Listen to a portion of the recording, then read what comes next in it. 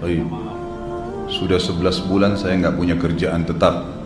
Nafkah yang saya berikan ke istri sangat minim sekali. Keluarga istri meminta saya untuk pisah. Akhir-akhir ini istri juga sudah tidak tahan. Istri saya bekerja. Sebenarnya kami masih saling menyayangi. Istri saya masih cinta sama saya. Ustadz, gimana saya menyikapi masalah ini? Apa saya ikuti maunya istri dan keluarga? Saat ini istri saya lagi didekati pria lain yang lebih mapan dan kaya. Salahkah saya kalau memukul pria tersebut? Karena pria itu telah mengambil kesempatan dalam kesempitan rumah tangga kami. Ustadz minta amalan atau wirid untuk melapangkan rezeki.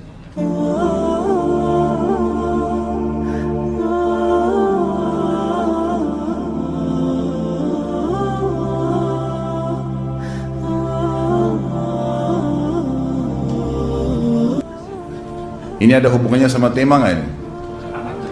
Hah? Jawab atau enggak?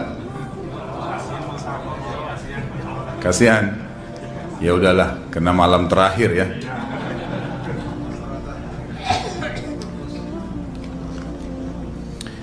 Yang pertama sekali, saya menyarankan Anda saran dari laki-laki ke laki-laki. Prinsiplah. Dan jangan merendahkan diri di hadapan wanita. Maksudnya begini, pada saat seorang wanita yang menjadi istri Anda membutuhkan Anda, tunjukkan kebutuhan kita 1000 kali daripada dia. Dia sayang, dia perhatikan, dia siap berkorban. Kita harus 1000 kali lebih hebat daripada itu. Laki-laki memang penaung. Tapi kapan dibalik? Kalau saya pribadi, kapan dia tidak butuhkan, menunjukkan kebutuhan, saya 1000 kali tidak butuh sama dia. Untuk apa Anda merendahkan diri di depan seorang wanita yang kalau memang dia tidak bisa menjadi seorang istri? Karena kapan wanita sudah menyombongkan diri di hadapan laki-laki, tidak akan ada wibawa sama sekali. Ini poin dulu dalam pembukaan. Dan selalu saya sarankan siapapun ikhwah yang minta saran saya dalam masalah rumah tangga, yang paling pertama ini saya ucapkan, saya bukan menyuruh Anda menjadi keras, bukan. Tapi saya mengajak Anda untuk punya prinsip dalam hidup.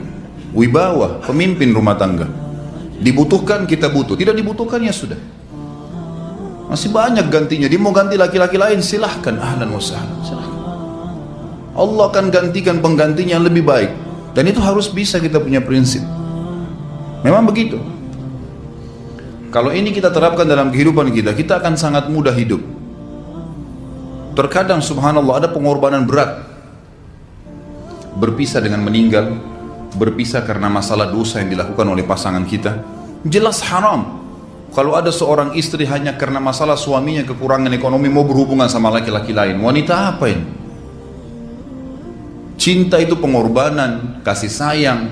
Bukan hanya pada saat mampu kemudian disayang, pada saat tidak mampu kemudian ditinggal. Subhanallah. Hati-hati, hukum Allah subhanahu wa ta'ala berlaku.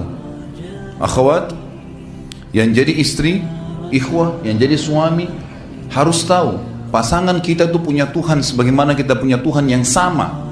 Dan Allah itu maha adil. Memang dalam kehidupan kita ada naik turunnya. Dan makna cinta adalah pengorbanan. Itu sebenarnya.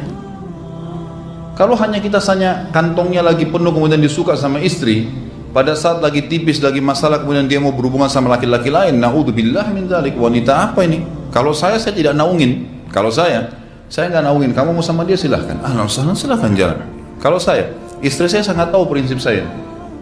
Kalau kamu merasa ada laki-laki lain yang kamu anggap baik, atau kamu mau ingin memasukkan pendapat keluargamu dalam rumah tangga saya sehingga kedudukan saya sebagai suami tidak didengar lagi, silakan pilih keluarga kamu. Tidak ada masalah. Jadi jangan jadikan sebagai beban. Oh, nanti kalau pisah saya hidupnya bagaimana? Saya melarat. Ini kenapa ini? Saya mati kalau nggak sama dia, ya mati bener nanti. Gila kalau nggak nikah sama dia, gila kalau siapa ini? Ini kenapa ini? Keluar dari bingkai hidup itu. Seorang muslim itu hidupnya mulia. Dia dihormatin, dia menghormatin. Dia dihina, tinggalkan. Allah SWT tidak menyuruh kita menghinakan diri, tidak boleh. Kalau wanita ini misalnya, istri ini yang dikatakan tadi masih mencintai suaminya, dia hanya sekedar minta kerja, ya, garis bawahi kalimat ini ya, dia hanya sekedar minta kerja untuk membantu nafkah rumah tangga, ahlan wa sahlan, jempol, nggak masalah, bagus itu. Sampai suaminya mapan, itu baik. Tapi dalam kondisi masih status istri punya hubungan sama laki-laki lain, na'udzubillah min dzalik. Mana ghirah? Mana kecemburuan positif yang telah Allah pelihara dalam diri kita? Nggak boleh. Pada saat seorang sahabat pulang ke rumahnya mendapatkan istrinya selingkuh dengan laki-laki lain, tidak disebutkan apakah berhubungan biologis atau tidak, tapi yang jelas sahabat ini sampai kaget masuk ke rumahnya temukan ada laki-laki lain. Dia bingung mau lakukan apa. Dia pergi ke Nabi SAW lalu berkata, ya Rasulullah, saya pulang rumah istri saya lagi sama laki-laki lain. Maksudnya dia pandu saya harus buat apa nih? Apa yang terjadi? Subhanallah, Sa'ad radhiyallahu anhu sahabat Nabi mulia menghenuskan pedang mengatakan, ya Rasulullah, kalau terjadi pada rumah tangga saya akan penggal dua-duanya. Dua-duanya saya penggal nih.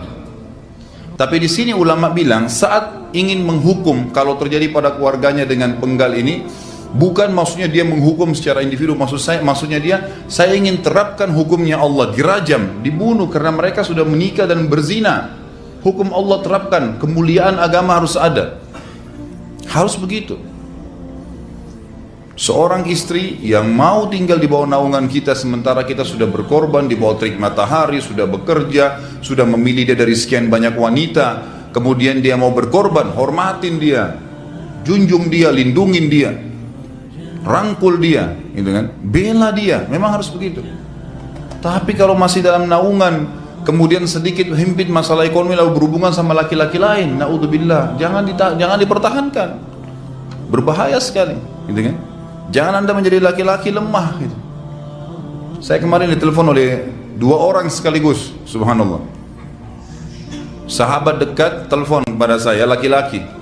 Ustaz, maaf mau ngomong sebentar. Baik, silahkan. Ustaz, saya ini istri saya pulang ke rumah ke kampung ayahnya ibunya karena alasan mengurus ayah dan ibunya. Akhirnya saya sama anak-anak ditinggal di sini sendiri. Setiap kali saya panggil pulang, dia bilang, sudahlah saya nggak mau pulang. Kalau mau nikah lagi silahkan. Dia bahasakan begitu. Bagaimana sarannya Ustaz? Saya bilang nikah lagi. Dengan tegas saya bilang nikah lagi. Kalau tidak terbuka pintu fitnah. Perempuan itu kenapa harus pilih orang tuanya? Tidak boleh secara syar'i. Nggak boleh.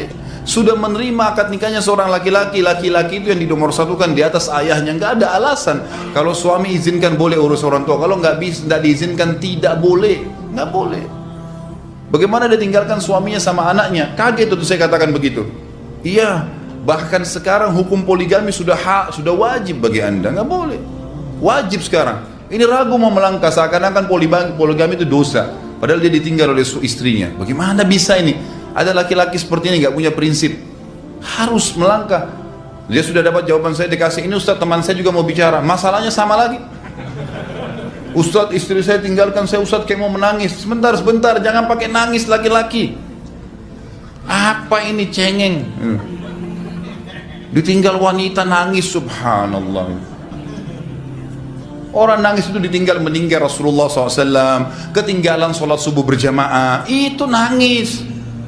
Nggak jadi jihad, nah itu nangis. Ditinggal perempuan nangis, la ilaha illallah. Allah ciptakan perempuan lebih banyak daripada laki-laki. Ini bukan menurunkan martabat perempuan ya. Artinya harus seorang pemimpin itu punya wibawa. Nggak bisa, kalau nggak akan dianggap remeh nanti.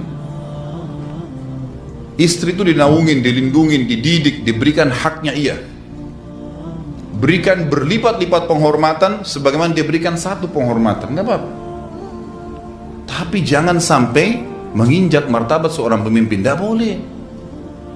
Akhirnya saya sampai bilang sama dia, akhi, ambil keputusan. Kamu mau balik sama saya berumah tangga di sini, atau kamu pilih rumah orang tua kamu? Oh, saya pilih orang tua saya. Baik, saya ceraikan kamu sekarang. Assalamualaikum, tutup telepon. Selesai. Jangan lama-lama. Cengeng sekali. Udah sujud sama Allah, saya masih berat cintanya Allah. Dia minta kepada Allah subhanahu wa ta'ala. Minta gampang dihilangkan dari hati. Sebagaimana dia datang dia bisa keluar, gampang itu. Subhanallah ya, jangan terlalu mencintai dunia berlebihan. Kalau saran saya, kalau istri anda ini tanya baik-baik, kalau kamu bekerja hanya karena mau bantu nafkah rumah tangga sekarang, ahlan wa sahlan, silahkan. Selama pekerjaan halal, antar dia ke tempat kerjanya, muliakan dia, jaga, jemput pada saat pulang, anda pembelahnya, begitu. Tapi kalau berhubungan sama laki-laki, ada subhanallah suami depannya dia, istrinya telepon laki-laki lain dan dia menerima itu. Mana ini? Dalam agama haram, wallah haram itu hukumnya, nggak boleh. Itu namanya dayuth dalam agama. Nabi SAW mengatakan Allah melaknat dayuth. Kata sahabat, siapa itu dayuth ya Rasulullah? Laki-laki yang tidak punya cemburu terhadap pelanggaran agama yang terjadi pada istrinya. Gimana caranya? Nggak boleh dalam agama Islam, gitu kan? Makanya biasakan hati kita terisi dengan cinta kepada Allah SWT dan bukan cinta kepada manusia. Mencintai istri karena Allah yang perintahkan, mencintai suami karena Allah yang perintahkan. Jadi semua karena Allah. Tidak ada kata-kata hilang, tidak ada rugi kalau kita meninggalkannya. Jadi ini hal mendasar yang saya tahu, Allahu alam. Jadi sampaikan seperti itu. Kalau wirid apa? Saran saya adalah memperbanyak istighfar kepada Allah SWT. Gunakan momen musibah itu sebagai kesempatan untuk mendekatkan diri dengan Allah Subhanahu wa taala. Begitu.